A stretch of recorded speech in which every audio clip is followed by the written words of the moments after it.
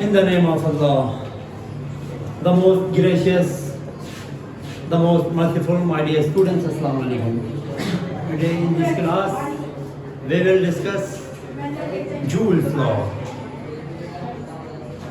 an important law which we have many daily life application in our daily routine at our home. My dear students, को हम discuss कर रहे हैं. Joules law कहता है कि जब भी किसी कंडक्टर से करंट पास होता है तो उस कंडक्टर के अंदर हीट प्रोड्यूस होती है. वो जो हीट प्रोड्यूस होती है वो डायरेक्टली प्रोपोर्शनल है टाइमिंग के, कि जितने टाइमिंग के लिए वो करंट फ्लो होता है, मैग्नीट्यूड ऑफ करंट के, कि करंट का मैग्नीट्यूड कितना है, और रेजिस्टेंस के, कि उस कंडक्टर में रेजिस्टेंस कितना है. डेफिनेशन की तरफ आ जाए आप लोग. अपडेटेड डेफिनेशन यहाँ लिखा है. अकॉर्डिंग टू दिस लॉ, एक साइंटिस्ट का नाम है जूल, उन्होंने पेश किया था ये. When current passes through a conductor, किसी भी कंडक्टर से हीट H इज प्रोड्यूस. कहीं पर Q से रिप्रेजेंट किया हुआ हीट को, लेकिन आप देख सकते हैं आपकी बुक में ऐसे किया है. Heat H is produced which is directly proportional to the resistance. जितना रेजिस्टेंस होंगे उतना हीट ज्यादा प्रोड्यूस होंगे. The time of which the current flow, जितनी टाइमिंग के लिए करंट फ्लो होंगे वो हीट ज्यादा प्रोड्यूस हो जाएंगी. And the current square of the magnitude of current, और करंट के मैग्नीट्यूड के स्क्वायर.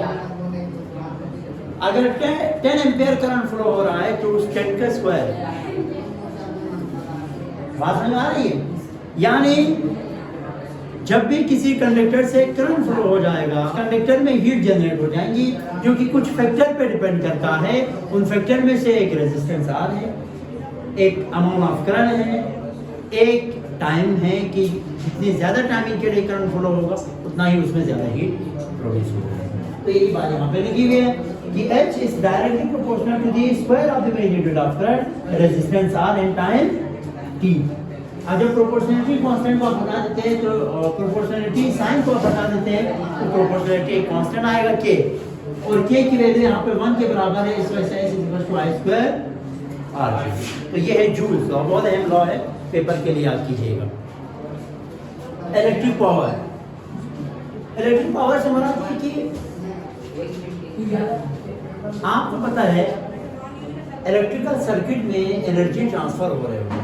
एनर्जी ट्रांसफर में जितना वर्क डन होता है एनर्जी को ट्रांसफर करने में, एनर्जी को एक जगह से दूसरी जगह ट्रांसफर कराने में जितना वर्क डन होता है वो इलेक्ट्रिकल पावर कहलाता है. या आसान डेफिनेशन में the rate of transfer of energy, यानी जिस तरह से एनर्जी ट्रांसफर हो रहे होते हैं, यानी 1 सेकेंड में अगर ज़्यादा एनर्जी ट्रांसफर हो तो उसका मतलब उसका इलेक्ट्रिक पावर ज़्यादा है. तो जिस टाइमिंग में एनर्जी ट्रांसफर हो रहा है तो उस रेट को क्या कहलाएगा? Electric power. यानी rate of transfer of energy is known as electric power. और दूसरी बात पावर डिसिपेशन ये होता है कि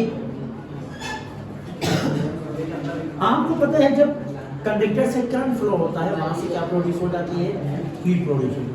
तो पर टाइमिंग के हिसाब से, पर सेकंड के हिसाब से कितनी हीट प्रोड्यूस हो जाती है वो क्या कहलाएगा? Power dissipation. The amount of heat produce during the flow of current. ठीक है, जितना आपके पास करंट फ्लो होने के दौरान हीट प्रोड्यूस हो जाती है वो आपके पास क्या कहलाएगा? Power dissipation. The rate at which the heat is dissipating, dissipating मतलब ज़ाया होना, हीट जनरेट हो जाना, प्रोड्यूस हो जाना, is called power dissipation. Power dissipation को P से रिप्रेजेंट करेंगे और उसको वॉट में मेजर करेंगे. ठीक है, पावर को वॉट में मेजर करते हैं. तो P = VI इसका फार्मूला है पावर का, product of voltage and current. अब यहाँ पे P = I स्क्वायर इस वजह से आया. आपको पता है V किसके बराबर है? V बराबर होता है IR के. V की जगह पे IR लिखा और एक IR इधर है, तो I क्या हो गया यहाँ पे? I स्क्वायर और R लिख दिया ना ये बात.